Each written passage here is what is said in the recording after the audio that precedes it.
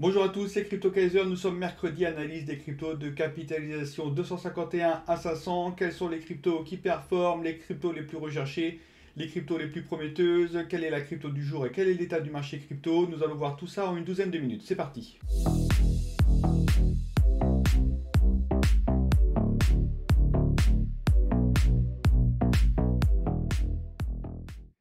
Analyse du marché crypto rapidement, donc sur la journée du 14 février 2023 qui s'est terminée à 1 h du matin, la capitalisation totale est de 1078 milliards de dollars, en augmentation de 2,45%, ça fait du bien de voir un petit peu de vert. Le Bitcoin, quant à lui, a progressé de 1,90%, il est à 22 172 dollars. L'Ethereum, belle progression, 3,32%, et les altcoins en général, belle progression également de 2,61%. Je continue avec l'analyse graphique du Bitcoin. Donc on attendait hier avec fébrilité les chiffres du CPI qui sont finalement tombés. C'était pas si bien que ça. Donc finalement le marché a digéré et à peu près bien pris les chiffres du CPI. Donc ça c'est de bon augure. La lagging span qui est ici a franchi ici ce chandelier vert. Elle aurait pu passer par le bas. Ça aurait été aussi une option tout à fait plausible. Du coup on aurait eu des prix qui seraient tirés vers le bas. Mais non, elle a décidé de passer directement à travers. Ça, c'est une bonne chose parce que derrière, on aura des petites bougies à passer. Ça sera beaucoup plus facile pour elle pour monter. Ça, c'est de bon augure. Donc, qu'est-ce que je peux vous dire ici? C'est que donc nous avons buté, hop, pile ici, là, sur la Kijun hebdomadaire. Donc, c'est un plat. Je vous avais dit hier, attention à les Kijun, quand ça forme un plat, c'est extrêmement puissant. Et là, ça a été une résistance qui a été puissante. On est venu buter dessus. C'est chirurgical, pile sur le plat de la Kijun. Donc on est un petit peu refoulé. Et donc là, du coup, ce qu'on attend, c'est on attend les chiffres d'aujourd'hui. Parce que pour rappel, il y a les chiffres d'aujourd'hui, c'est les retail sales, extrêmement regardés. On va voir ça dans le calendrier économique. Et les chiffres de demain, c'est le PPI. Donc on a 2 jours. Là, on aura peut-être deux déclencheurs qui pourront nous pousser alors vers la hausse ou vers la baisse. Si c'est vers la hausse, ça serait pas mal parce que là, on peut voir que la Taycan ici a commencé à faire un plat. Et c'est un plat qui va durer. Et plus le plat dure, plus le plat est solide et plus la résistance sera ardue. Donc il faudrait le passer assez rapidement. Celui-ci, ça serait bien. Et ensuite, on a la Kijun ici qui monte et qui va refaire maintenant un plat qui va durer très longtemps pendant une semaine. Donc c'est la raison pour laquelle ce qui serait vraiment l'idéal, c'est qu'on ait une bonne nouvelle aujourd'hui au niveau des retail sales pour qu'on puisse passer ici ce niveau. Et demain, une bonne nouvelle au niveau du PPI pour qu'on puisse également se passer ce niveau. Alors, il y a beaucoup de si, évidemment. Mais ça serait un scénario qui pourrait être tout à fait plausible. Et une fois qu'on aura passé ces deux résistances, elles vont devenir support. En plus, le temps va passer, donc les plats vont se former. Et donc, on pourra après rebondir dessus pour repartir à la hausse. L'objectif étant encore de casser ces résistances-là. On s'y est pris, on s'est cassé les dents dessus une fois, deux fois, trois fois. Il faudrait essayer quand même de les entamer. Et je pense qu'on peut y arriver. On peut arriver. Pour moi, vous voyez, les creux sont ascendants. Franchement, on pourrait réussir à repartir vers le nord. Donc il faut encore de l'amplitude, il faudrait un peu plus de volume. Là, on manque de volume aussi pour ce faire. Et on le verra dans le classement, il manque de volume. Peut-être que les investisseurs sont encore en attente des chiffres. C'est des chiffres mensuels, donc important. Les chiffres d'aujourd'hui, 14h30, et de demain, 14h30, c'est eux qui vont encore une fois driver le marché. Donc le CPI est passé, donc ça a été positif. On a eu une belle montée, donc il faut maintenant avoir la même chose pour le retail sales et le PPI. Donc si jamais par contre les nouvelles ne sont pas bonnes, pour rappel, on a ce support là qui est quand même assez puissant qui pourra nous faire rebondir. Et au pire, on pourra redescendre ici jusqu'à la limite du nuage. Ça, c'est un support aussi qui pourrait tenir parce que c'est un nuage mensuel. Donc ça, c'est pas de problème. Et par contre, si on casse ce nuage, alors là, c'est vraiment la dernière limite. C'est celle-ci. Si on passe cette limite-là, là, on inverserait la tendance et ça serait assez dramatique. Heureusement, il y a le nuage ici, daily, qui pourra aussi servir de support pour qu'on puisse rebondir. Et par contre, si on va au nord, ça je vous l'ai déjà dit, le nord, là, il y a les résistances qui ici à passer. Et ensuite, nous avons les 30 000, 31 000. L'objectif, jusqu'à la fin du mois, ça serait vraiment le top. Comme ça, on serait à l'abri. On serait au-dessus de notre nuage mensuel et ça serait vraiment nickel. Je continue avec le Fear and Greed. Le Fear and Greed, alors on est neutre. Alors neutre plutôt du coup vers l'optimisme, vu les chiffres du CPI qui ont été bien pris par le marché. Donc attendons de voir, on reste quand même dans le neutre, toujours pareil, on est en train de latéraliser ici, pas de gros mouvements, parfait, c'est exactement ce qu'il nous faut. Je continue avec le classement des top 15 des cryptos à plus forte capitalisation. Deux nouvelles cryptos se sont créées sur CoinGecko. C'est pas mal, ça reste encore très faible, là on n'est pas encore dans les centaines de cryptos créés, on voit vraiment qu'il y a une émulsion où ça phosphorise sur le marché, là c'est encore timide.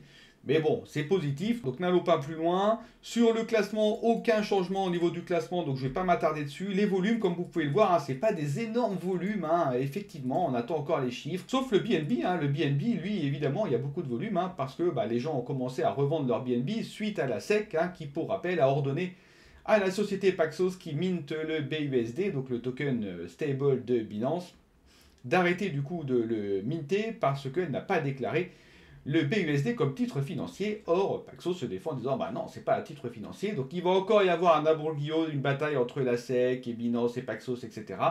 Et donc les gens ont eu peur, ils ont retiré, ils ont revendu leur BNB, mais au final le BNB est devenu pas trop cher, du coup ils ont racheté tout ça. Voilà, donc il y a eu beaucoup de volume, l'hésitation, voilà, ça marque vraiment ça, c'est la SEC, hein, et rien d'autre.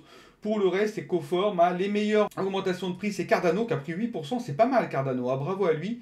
Et Polygon aussi qui a pris 6%. Solana, c'est pas mal aussi avec 5%. Je continue avec les cryptos qui ont le mieux performé. Hein. Donc pour rappel, je fais une triple analyse, côté prix, volume et classement. Sur les cryptos de rang 251 à 500, je vais commencer avec le Vela Exchange qui a pris 56%, 137 places, bravo à lui. Hein. Ça, c'est un DEX sur Arbitrum, Layer 2 Ethereum. Ensuite, nous avons Augur qui a pris 26%, 22 places en plus. C'est un oracle hein, qui est sur Ethereum et qui lui est spécialisé dans les paris. Donc lui, pareil, ça plaît bien, 26%. Ensuite, on a le Anchor Staked ETH. Ça, c'est tout simplement la représentation d'un ETH qui est staké sur le protocole Anchor. Pour rappel, c'est du liquid staking. Donc lui, pareil, pas mal de volume en plus. Ici, nous avons Quenta aussi, hein, qui a pris beaucoup de volume. Quenta, c'est un DEX hein, avec beaucoup de produits dérivés qui sont notamment créés avec Synthetix, qui le permet. Donc lui, c'est pareil, hein, 746%, très bien. Ensuite, Vela Exchange, j'en ai déjà parlé, c'est le DEX sur Arbitrum. Et Superverse aussi, qui a augmenté de 125 places avec 9% d'augmentation de prix. C'est une plateforme hein, qui allie des jeux amusants et des NFT.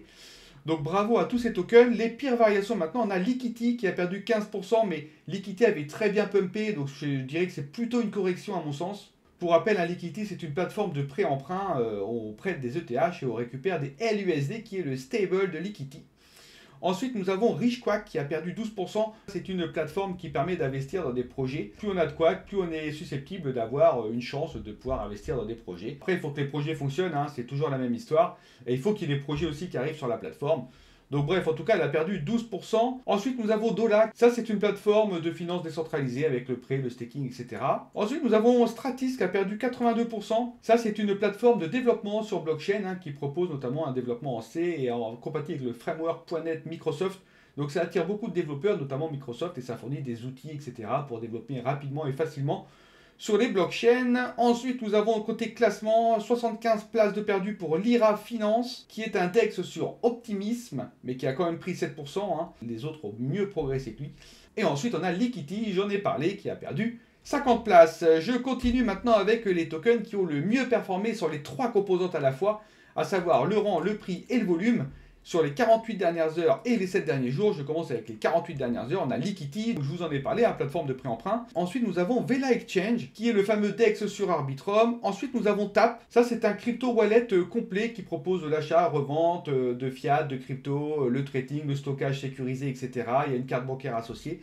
Donc lui, c'est pareil, elle a pris 44 places, 15%, il plaît bien, TAP. Ensuite, nous avons Quenta. Donc, je vous en ai parlé de Quenta, hein, c'est le DEX avec les produits dérivés créés sur Synthetix. Et enfin, nous avons Hashflow, qui est un DEX multi-chaîne, sans commission, très rapide, simple à utiliser. Donc, bravo à tous ces coins-là. Sur les 7 derniers jours, donc Gifto, hein, je vous en ai parlé hier, hein, vous vous rappelez, c'est la plateforme qui permet d'échanger, d'acheter, de vendre des NFT, de les offrir à des proches. Donc ça marche pas mal, ça plaît bien, hein, 429 places en plus, 200% de prix, des beaux volumes, hein, 82 millions. Ensuite, on a Liquity, je viens d'en parler. Ensuite, on a Pocket Network. Ça, c'est une infrastructure décentralisée Web3. Ensuite, on a Mute. C'est un DEX qui est sur Zk-Sync. Hein, c'est un Layer 2 Zero Knowledge Proof sur Ethereum. Et enfin, on a le Dusk Network. Donc ça, c'est une blockchain qui est centralisée et très sécurisée, créée notamment pour les institutions financières, en tout cas les entreprises qui veulent tokeniser des instruments financiers. C'est un projet ambitieux. Et pour la petite info, j'ai failli le mettre en coin du jour. J'ai beaucoup hésité avec Dusk Network. Je continue maintenant avec les coins qui sont les plus recherchés sur CoinGecko. Encore GMX, hein, décidément, lui on le voit tout le temps, GMX. C'est le fameux DEX hein, qui a pris 12%, 195% de volume en plus et 4 places en plus. Ensuite, on a le Vela Token. Alors ça, le Vela Token, c'est le token de Vela que je vous ai présenté qui est le DEX sur Arbitrum. Donc encore un DEX. Les DEX ont vraiment le vent en poupe, hein, faut le savoir. Et enfin, nous avons LuxRare qui est une plateforme NFT. Je continue avec le calendrier économique. Alors, donc hier, on a eu les chiffres du CPI. Comme vous pouvez le voir, côté mensuel, on était conforme aux attentes. Et par contre, sur le CPI year to year, donc sur l'année, nous attendions 6,2, on a eu 6,4%. moins que les 6,5, une petite baisse de l'inflation, mais c'est vraiment dans l'épaisseur du trait, limite pour faire plaisir. Donc c'est pour ça que les marchés n'ont pas énormément pumpé non plus. Aujourd'hui, ce qu'on a à 14h30, on a des chiffres qui sont très importants. On a le retail sales, ça c'est toutes les ventes de biens, de services par les entreprises de vente au détail. Donc ça finalement, ça veut dire que plus elles font de ventes, plus les consommateurs achètent, plus il y a de la consommation, plus les prix se tendent, plus il y a de l'inflation. Donc il ne faut pas que ça soit trop haut, cet indicateur. Là, on estime à 1,8, il ne faut pas que ça dépasse 1,8. De même pour le corps. Et ensuite, on a donc la présidente du FMI qui va parler, Lagarde, à 15h, mais ça a en général pas trop d'influence sur le marché crypto. Par contre, on a également à 16h30 l'analyse du stock de pétrole, hein, c'est toujours pareil. Donc là, on s'attend à moins de stock. Il ne faut pas que ça soit encore moins que ça, parce que moins on a de stock de pétrole, plus l'offre diminue, face à une demande qui est constante, les prix vont augmenter, et si les prix augmentent, il y aura plus d'inflation. Donc il ne faut pas que ça diminue plus que 1,66. Donc ce qu'il faut retenir, il ne faut pas qu'on ait des chiffres supérieurs à 1,8 et 0,8, il ne faut pas qu'on ait des chiffres inférieurs à 1,166 millions. Donc on va regarder ça avec attention aujourd'hui. Attention, ça peut être des catalyseurs, pour rappel, sur le Bitcoin. Je continue avec le token du jour, et oui, vous l'avez deviné, ou pas d'ailleurs. Mais j'ai décidé de mettre Chromia sous la lumière des projecteurs. Donc Chromia, qu'est-ce que c'est? C'est une plateforme qui permet aux développeurs de créer des applications décentralisées. Bon, jusqu'ici, rien d'exceptionnel. Sauf que l'architecture est hybride chez Chromia, c'est-à-dire qu'elle utilise les bases de données relationnelles. Donc ça, c'est un concept qui est extrêmement utilisé aujourd'hui dans le milieu de l'informatique et de la programmation. C'est un concept qui existe depuis des dizaines d'années, qui ont essuyé des plates, qui sont extrêmement robustes, extrêmement rapides, très fiables. Et donc ce concept-là est implémenté avec Chromia. Donc ça permet d'avoir des performances, une sécurité accrue, en plus de la blockchain. Donc les contrats intelligents, ils peuvent être développés avec des langages de programmation très connus, comme le Solidity et le JavaScript. Donc on attire une masse de développeurs importante. Et donc le SQL aussi est compatible avec les bases de données relationnelles de Chromia. Donc ça c'est également très important. Et il est possible d'utiliser un framework Rect, également très connu pour les interfaces utilisateurs. Cet écosystème est parfait pour mettre des applications qui sont très gourmandes, comme les jeux en ligne par exemple, comme les réseaux sociaux décentralisés, tout ça c'est parfait. Et d'ailleurs il y a un jeu qui est sorti sur Chromia qui s'appelle My Neighbor Alice, qui cartonne, qui a une market cap de 112 millions de dollars et qui est 266e d'ailleurs au classement. Donc voilà, je pense qu'elle a tous les ingrédients encore pour évoluer, cette plateforme. Elle a plein d'avantages, notamment ce concept base de données relationnelle et infrastructure blockchain. Je trouve que c'est une excellente idée. Donc à voir comment ça va perdurer par la suite. Mais il y a déjà un jeu qui cartonne, qui est sorti dessus. Donc voilà, je suis assez optimiste pour ce token et donc cette plateforme. Donc quand on regarde un petit peu les métriques, hein, on voit qu'elle a évolué. Bon, sur 24 heures, elle a déjà pris 6%. 48 heures, 4%, variation sur 7 jours, elle a baissé de 2%. Côté tout ce qui est réseaux sociaux, etc., on en parle beaucoup, elle a très bonne presse. Les volumes, ils sont présents. Le graphique est quand même sympa. Il y a la possibilité d'une belle progression également. J'avais hésité avec le Dusk, hein, mais c'est Chromia, à mon sens, qui aujourd'hui, en tout cas, mérite d'être en coin du jour. Je vais rapidement passer sur les coins du jour, justement. Donc, qu'est-ce qu'on peut voir? On n'a pas de TP à prendre aujourd'hui, hein, pour le moment. Il y a juste là... le Shiba Inu hier, hein, enfin avant-hier, qui a fait 54,27% le 13 février. Hein, de hausse, elle était presque à 60. Hein, ça aurait été 60, j'aurais pris mon deuxième TP dessus, mais c'est pas encore 60. Là, il est redescendu à 27,64%. Donc j'attends. Dès qu'il y a quelque chose de rouge, de toute façon, je sais qu'il faut prendre un TP. Et si vous avez vous aussi pris des tokens du jour, eh ben, vous savez que vous devez prendre un TP. Donc pour rappel, hein, le lundi, c'est les tokens de forte capitalisation, hein, de 1 à 50. Donc il y a un code couleur, hein, le lundi c'est vert, le mardi c'est jaune, le mercredi c'est bleu, le jeudi c'est violet et le vendredi c'est rouge. Et évidemment, plus on va en avance dans les jours, plus le risque augmente, hein, parce que évidemment les capitalisations deviennent de plus en plus faibles.